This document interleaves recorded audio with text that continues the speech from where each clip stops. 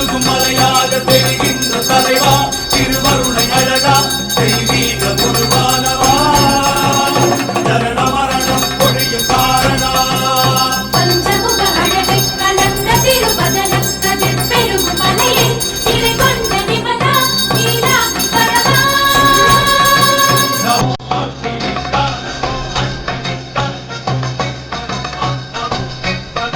அருணாச்சலனே சிவ சிவனே அண்ணாமலையே ஹரஹரனே அனல்வாமுகனே சிவ சிவனே அக்னீஸ்வரனே ஹரஹரனே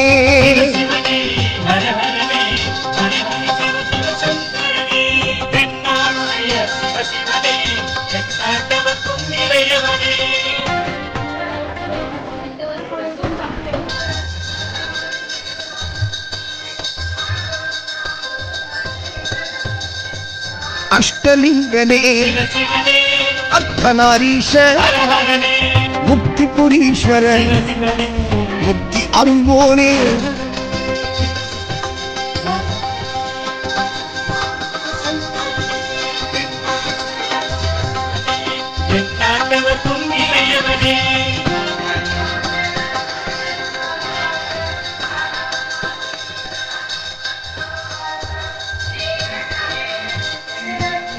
உண்ணாமுலையாய் கண்ணாரமுதே சோனாசலனே ஜோதிபதிவான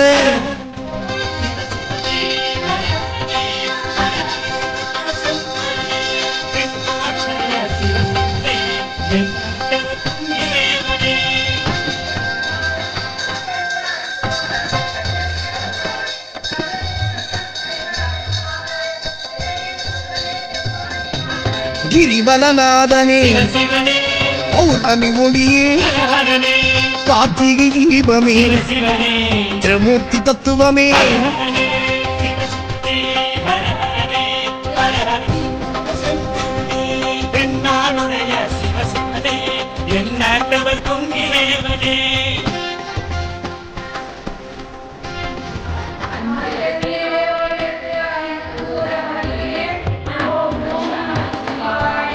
சித்தர்கள் உருவே தத்தவ சுடரே மனையே உருவார் மனமே தலமார்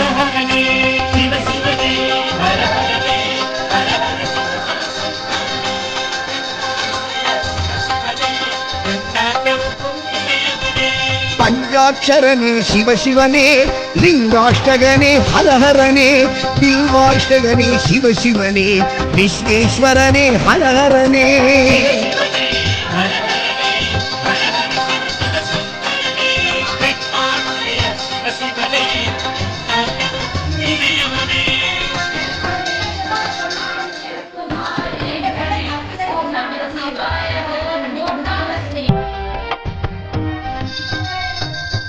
சிற்றம்பலனே இல்லை நடராஜனே தேவாரப்பதிகனே இருக்கு தொகையனே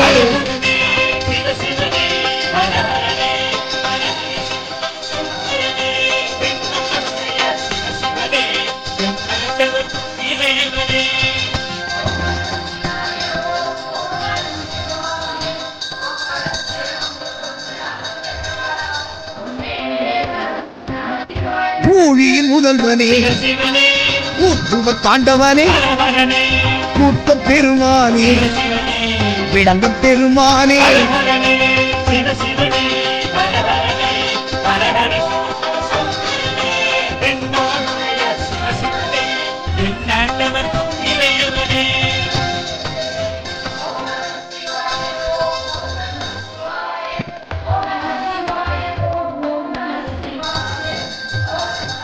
பெரிய புராணனே திருவாசகமுடையோனே சிவகாமிநாதனே சபாநாயகனே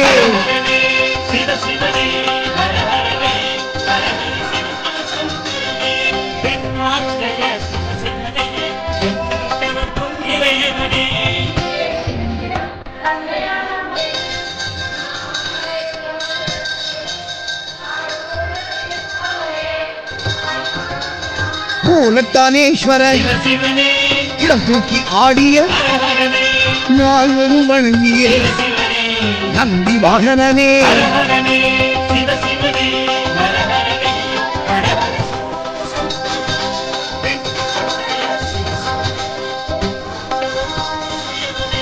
பஞ்சாட்சரனே சிவசிவனே லிங்காஷ்டகனே ஹரஹரனே பில்வாஷ்டகனே சிவசிவனே விஸ்வேஸ்வரனே ஹரஹரனே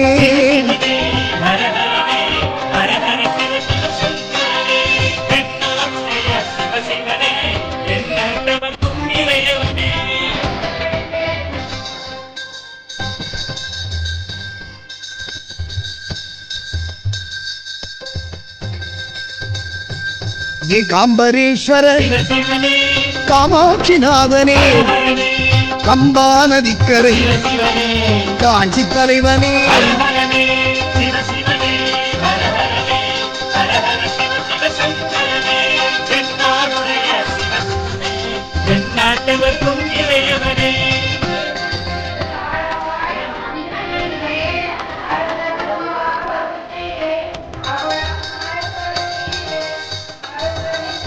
காமக்கோட்டத்து மாவடி நிழல் நின்ற நிலமான தலம் கண்டு மணல் லிங்கமாகிய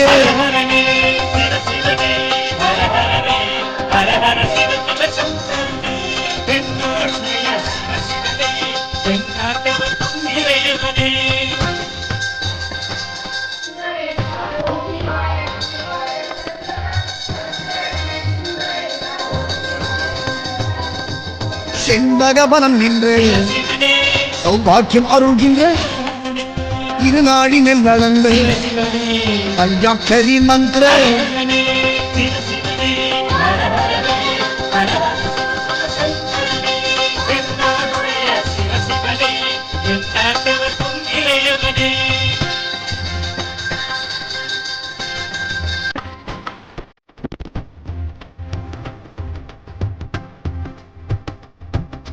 உணவு நைவேத்திய பிரம்மோத்சவனே ராமர் பூஜித்து சூரியன் அச்சித்த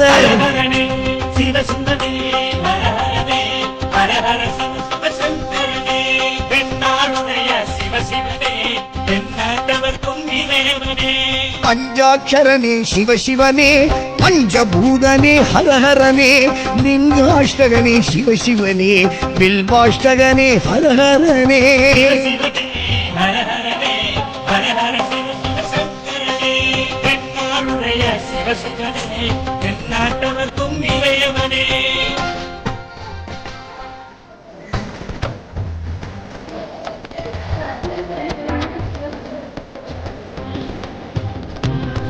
திருநானை காவல் வீரான தலம் நின்ற சம்புகேஸ்வரா அப்புலிங்கனே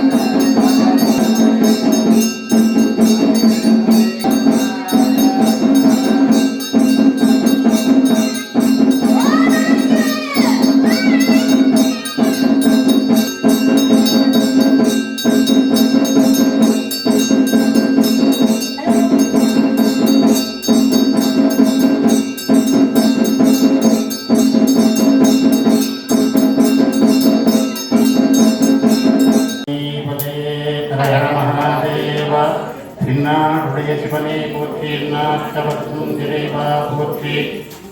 இன்றைய தினம் பார்த்தீங்கன்னா நம்ம கோவிலில் வளர்ப்புற பிரதோஷமானது நடந்துருக்கு. இந்த பிரதோஷம் எதுக்காக நடக்குது அப்படிங்கிறது எல்லாருக்கும் தெரியும்.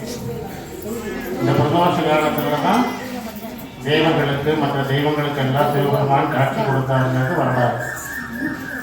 அதனால் அவங்களுக்கெல்லாம் காட்சி கொடுத்த சிவபெருமான் என்றைக்காவது நமக்கு காட்சி தர மாட்டாரா அப்படின்னு நாமெல்லாம் இங்கே வந்து கோவிலில் பிரதோஷ காலத்தில் சிவபெருமான பிரார்த்தனை பண்ணி வழிபாடு பண்ணிட்டு இருக்கோம். நாம் இங்கே இருக்கிறது அவருக்கு தெரியும், அவர் அங்கே இருக்கிறது நமக்கு தெரியாது. நம்ம எல்லா பெண்களுக்கும் அவர் தெரிய மாட்டார். அவர் அங்கே இருக்கிறத நாம் யாரும் பார்க்க முடியாது. ஆனால் அவர் அங்கேருந்து நம்மளெல்லாம் பார்த்துட்டு இருக்கார். பார்த்து நம்மளுடைய பிரார்த்தனைகளெல்லாம் அவர் என்ன பண்ணுறாரு, மனசில் எடுத்துட்டு அவங்களுக்கு செய்ய வேண்டிய செய்கிறார். இன்னைக்கு இந்த பிரதோஷமானது நிறைய அபிஷேக பொருட்கள் கொண்டு சிறப்பாக நடந்தது. நீங்கள் எல்லாருமே நிறைய பொருட்கள் கொண்டு கொடுத்த அபிஷேகத்தை நந்திய பெருமானுக்கு குளிர்வித்து சிறப்பான ஒரு பூஜையை நாம் இப்போ செய்துருக்கோம். இதே போல் முடிஞ்சவரையும் யாரையும் சிரமப்படுத்தாமல் கஷ்டப்படுத்தாமல் அவங்களால என்ன செய்ய முடியுமோ, பால் வாங்கி வந்து என்னால் ஒரு 100 மில்லி கொடுக்க முடியும் சாமி, அல்லது ஒரு தயிர் ஒரு 100 மில்லி கொடுக்க முடியும், அல்லது மஞ்சத்தூள் ஒரு 50 கிராம் வாங்கித்தரேன், இப்படி ஏதாவது ஒரு பொருள், அரிசி மாவு 100 கிராம் அல்லது தேன் சின்ன பாட்டில், இப்படி உங்களால் என்ன முடியுதோ அதெல்லாம் கடந்து கூட விபூதி வாங்கி கொடுக்கலாம்.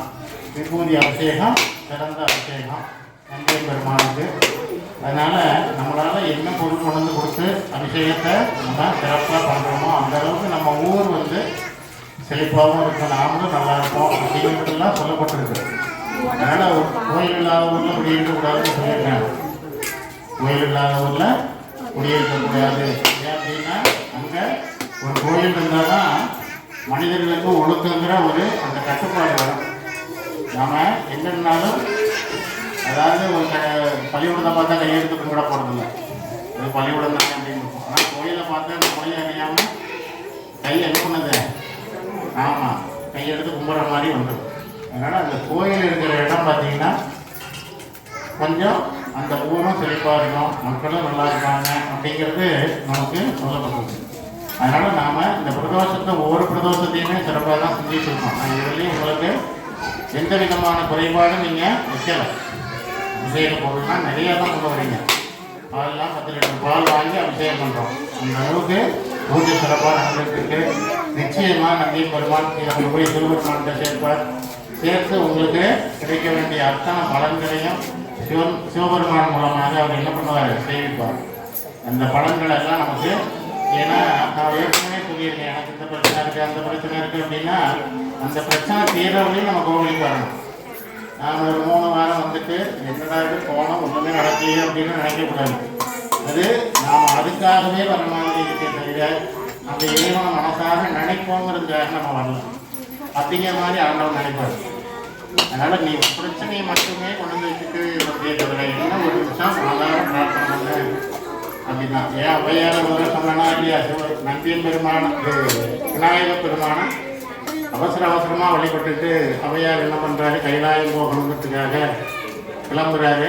அப்போ விநாயக பெருமான் என்ன பண்ணுறாரு, அவையாரை கூப்பிட்டு ஏன் இன்னைக்கு உனக்கு இவ்வளவு அவசரம், கொஞ்சம் பொறுமையாக என்னை பிரார்த்தனை பண்ணக்கூடாது அப்படின்னு கேட்கும்போது அவையார் சொன்னார், சுந்தரமூர்த்தி நாயனார் வந்து இன்னைக்கு கைலாயம் போகிறார், அவரோட சேர்ந்து நானும் கைலாயம் போய் சிவபெருமான பார்க்கலான்னு ஆசைப்படுறேன் அப்படின்னு. நான் அந்த கைலாயத்தை நான் உனக்கு இங்கே காட்டுறேன், இங்கே இருக்கக்கூடிய சிவபெருமான் அங்கே இருக்கக்கூடிய கைலாயத்தை நான் இங்கே உனக்கு காட்டுறேன், நீ பொறுமையாக விநாயகர் பெருமானை வழிபாடு செஞ்சுட்டு அப்புறம் பார் அப்படின்னு. அதனால் நாம் கோவிலுக்கு வந்து கொஞ்சம் பொறுமையாக இருக்கணும், உங்களுக்கு தெரியும். அதனால் பொறுமையாக இருந்து ஆண்டவனை வழிபாடு செய்யணும். இது ஒரு பக்கம் இருக்குது. இன்னைக்கு இந்த பிரதோஷம் சிறப்பாக முடிஞ்சிருக்கு. அடுத்து பார்த்தீங்கன்னா நமக்கு ஞாயிற்றுக்கிழமைக்கு என்ன வருது? பௌர்ணமி வருது. இந்த பௌர்ணமியில் எல்லாரும் கேட்கக்கூடியது ஒன்று, கிரகணம் உண்டா? இந்த பௌர்ணமியில் கிரகணம் உண்டா? நம்ம எல்லாருமே செல்லு கையில் வச்சுருக்கோம். யூடியூப்பில் என்ன சொல்லியிருக்காங்க நீங்கள் பார்த்துருப்பீங்க. இப்போ யாருக்குமே ஐயர் தேவையில்லை. செல்லு இருந்தால் கையில் போதும், யூடியூப்பை ஓப்பன் பண்ணி அவங்க என்னெல்லாம் சொல்லிட்டு இருக்கான் அப்படின்னு பார்த்துறோம். பார்த்துட்டு 7ஆம் தேதி கிரகணம் வருதாமே, உடனே ஃபோன் பண்ணி நம்ம கேட்குறோம், அது சரிதானா அப்படின்னு கேட்குறோம். சரிதான். ஏன்னா பஞ்சாங்கத்தில் சொல்லப்பட்டிருக்கு 7ஆம் தேதி கிரகணம். என்ன கிரகணம் வருது? சந்திர கிரகணம். ஏன்னா பௌர்ணமினா சந்திர கிரகணம், அமாவாசைங்கிறது சூரிய கிரகணம். சூரிய கிரகணங்கிறது பகல்லையும், சந்திர கிரகணங்கிறது இரவு நேரத்துலையும் வரக்கூடியது. இந்த சந்திர கிரகணம் எத்தனை மணிக்கு ஆரம்பிச்சு எத்தனை மணிக்கு முடியுது அப்படின்னு பார்த்தா இரவு 9:57 ஆரம்பிக்குது. 10 மணிக்கு ஒரு 3 நிமிஷம் கம்மியாக 9:57 ஆரம்பிக்குது. அதுக்கு அப்புறம் அந்த கிரகணம் எப்போ போய் முடியுதுன்னா 1:26 முடியுது. 1:26 முடியுது. நாம் ரொம்ப கரெக்டாக இருக்கணுங்கிறது முடியாது. அதனால் நம்ம 9:30 ரெடி ஆகிடுவோம். அதே மாதிரி 2 மணி வரையும் வெளியில் வரணும். 9:30 ரெடி ஆகிட்டு சாப்பிட வேண்டியதெல்லாம் சாப்பிட்டு படுக்கைக்கு போயிடணும். சரிங்களா? அந்த நேரத்தில் வீட்டில் டிவியை போட்டுட்டு கூட என்ன பார்த்துட்டு இருக்கலாம். ஏதோ அதாவது பழைய இதெல்லாம் ஒளிபரப்பு போயிட்டு இருக்கோம். அந்த தெய்வங்கள் எல்லாம் ஏதாவது அபிஷேகம் ஆகிட்டு அங்கேருந்து அது ஒளிபரப்பு போயிட்டோம். அதை ரீப்ளே பண்ணுவான். அந்த மாதிரி சமயத்தில் நம்ம தெய்வங்களை என்ன பண்ணலாம், பார்க்கலாம். அப்படிங்கிறது தூக்கம் வந்துட்டால் தூங்கிடலாம். அதுக்காக சிரமப்பட்டு முடிக்க வேண்டாம். ஏன் அப்படின்னா திரும்ப காலையில் எழுந்திரிச்சு அன்றைக்கி திங்கக்கிழமை வீடு வாசல்லாம் சுத்தம் பண்ணணும், நம்ம குளிக்கணும். ஆண்டவனுக்கு என்ன பண்ணணும், வீட்லேயே நீங்கள் என்ன பண்ணலாம், ஒரு விளக்கேற்றுங்க, உதுருத்தி கல்கண்டு இதெல்லாம் வச்சு நெய்வேத்தியம் பண்ணி சூடம்புழை கொடுத்து காட்டி நம்ம அந்த கிரகணத்துலேருந்து வெளியில் வந்துடணும். கிரகண தோஷம்னு சொல்கிறது. ஏன்னா நம்ம எல்லாரும் படம் தூங்கிட்டா கூட நம்ம வெளியில் வந்து எப்படி தோஷங்கள் அப்படிங்கிறதெல்லாம் கிடையாது. உள்ளே இருக்கக்கூடிய ஆண்டவனுக்கே அது உண்டு. அந்த தோஷங்கிறது கிரகண தோஷங்கிறது உண்டு. எல்லா பக்கமும் பார்த்தீங்கன்னா சாயந்தரம் 6 மணிக்கே கோயிலும் மூடிடுவாங்க. அதுக்குள்ளே பூஜை பண்ணிடுவாங்க. 6 மணிக்கு மேலே காலையில் 6 மணி வரையும் அந்த கோயில் திறந்துருக்காது. சாயங்காலம் 6 மணிக்கு ஞாயிற்றுக்கிழமை சாயங்காலம் மூடிட்டா அந்த கோயில் காலையில் 6 மணி வரையும் திறந்துருக்க மாட்டாங்க. பெரிய பெரிய கோயிலெலாம் மூடிடுவாங்க. ஏன்னா கிரகணம் அன்னைக்கு உண்டு, சந்திர கிரகணம். சரி, அதுக்கப்புறம் பார்த்தீங்கன்னா இந்த பௌர்ணமிக்கு பிறகு வரக்கூடியது மகாலய அமாவாசை ஆரம்பம். மகாலய அமாவாசைங்கிறது ஆரம்பம். திங்கட்கிழமையிலேருந்து வரக்கூடிய அமாவாசை என்னவா இருக்கும், புரட்டாசி மாதத்தில் வரக்கூடிய அமாவாசையாக இருக்கும். அப்படி வரும்போது நீங்கள் பார்த்தீங்கன்னா அது விசேஷமான அமாவாசைன்னு நமக்கு சொல்லப்பட்டிருக்கு.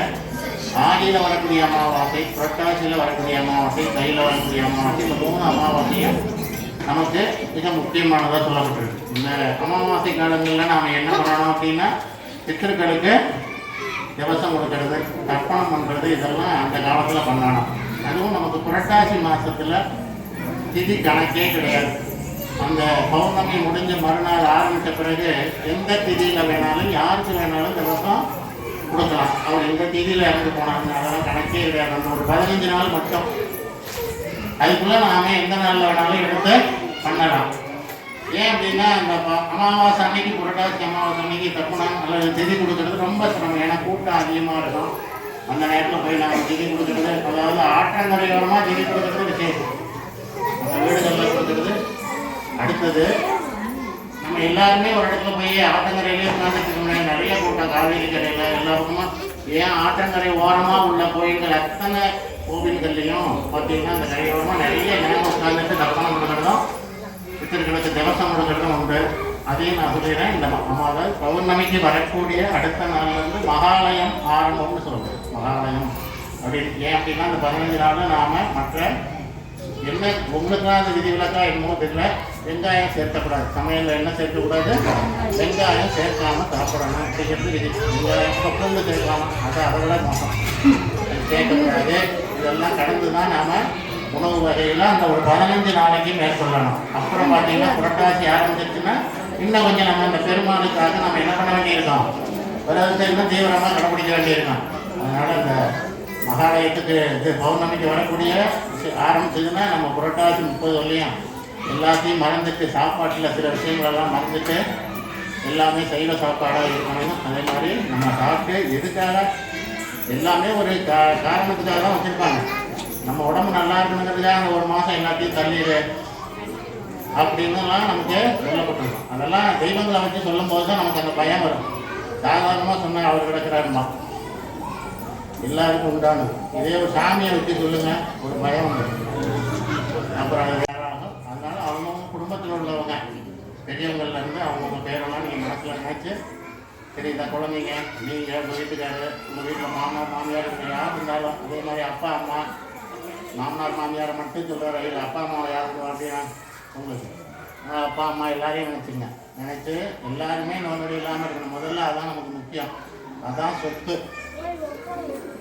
என்ன. அதனால் முதல்ல நம்ம எப்படி இருக்கணும், நல்லபடியாக உடல்நிலையோடு இருக்கணும் அப்படிங்கிறத ஆண்டவன்கிட்ட பிரார்த்தனை பண்ணுங்க. குழந்தைகளுக்கு கல்யாணம் ஆகலை, நல்லா படிக்கணும், அது பொண்ணு நல்லா படிக்கணும், அவளுக்கு அந்த ஒரு ஞானத்தை கொடு அப்படின்னு ஆண்டவன்கிட்ட நம்ம பிரார்த்தனை பண்ணணும். சரிங்களா?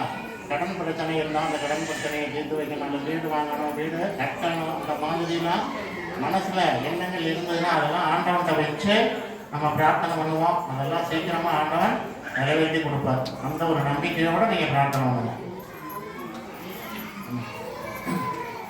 ஓம் நம பார்வதி பதே தேவா.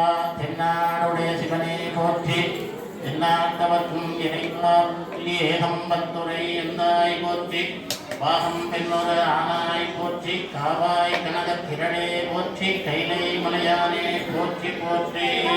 திருச்சிற்றம்பலம். சிவா இல்லம்பலம்.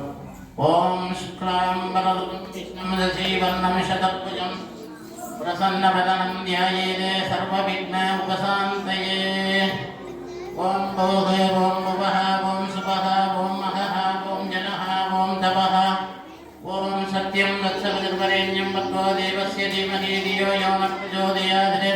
மமோ பாத்த சமஸ்த துரீதக்ஷயத்வார ஸ்ரீ பரமேஸ்வர ப்ரீத்யர்த்தம் शिव शिव शिव संभवाख्याय प्रवर्तमानस्य अद्य ब्रह्मणः द्वितीयपरार्थे श्वेतपरागकल्पे वैवस्वत मन्वन्तरे अष्टाविंशतितमे षड्युगे प्रथमे पादे जम्बोद्वीपे भारतवर्षे परदत्तन्दे मेरोः दक्षिणे पार्श्वे दण्डकारुण्यां शताब्देऽस्मिन् वर्तमाने युवकारिके प्रभवर्तीनां षष्ठिसंवत्सराणां मध्ये विश्वावसुनाम संवत्सरे दक्षिणायने वरुसर्दौ सिंहमासे शुक्लपक्षे ध्यायां पुण्यदिनौ वासरः भृगुवासर संयुक्तायां त्रयोदश्यायां शुभनक्षत्रे शुभयोगे शुभकरणे एवं पुनः सकलविशेषेण विशिष्टायामस्यां जन्मनक्षत्रे जन्मरासौ जातस्य नामनक्षत्रे नामरासौ जातस्य शुक्लपक्षे प्रदोष भक्तர்கள் नामधेयस्य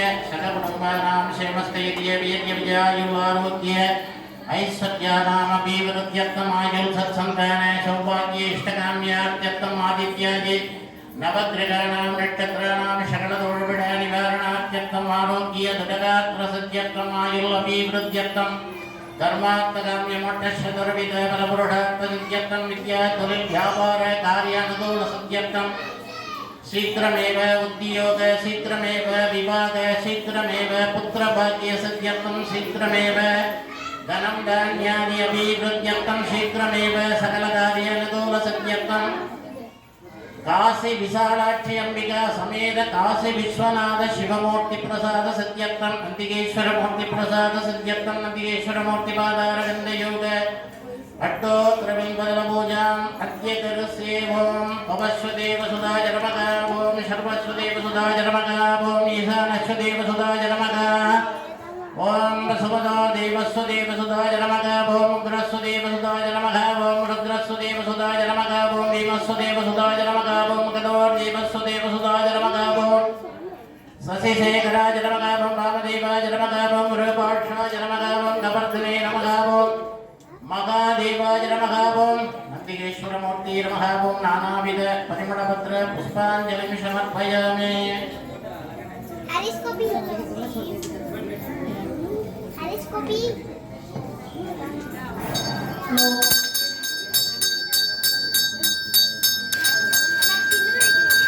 datang po.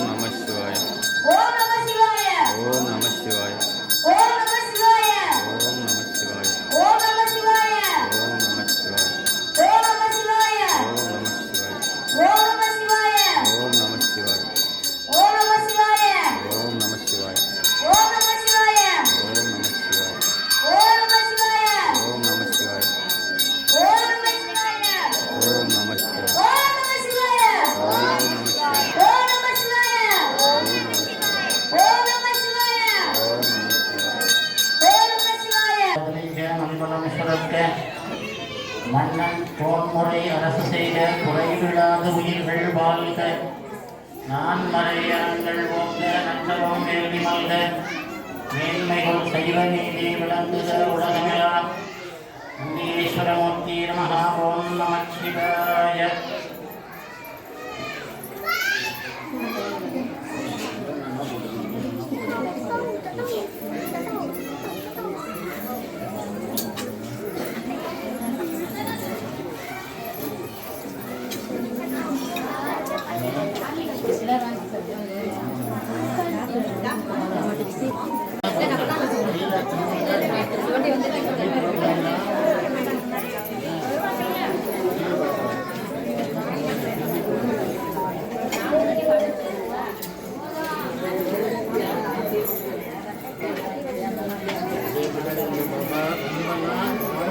வாங்க வேண்டாம், கீழே விழுந்துருவோம்.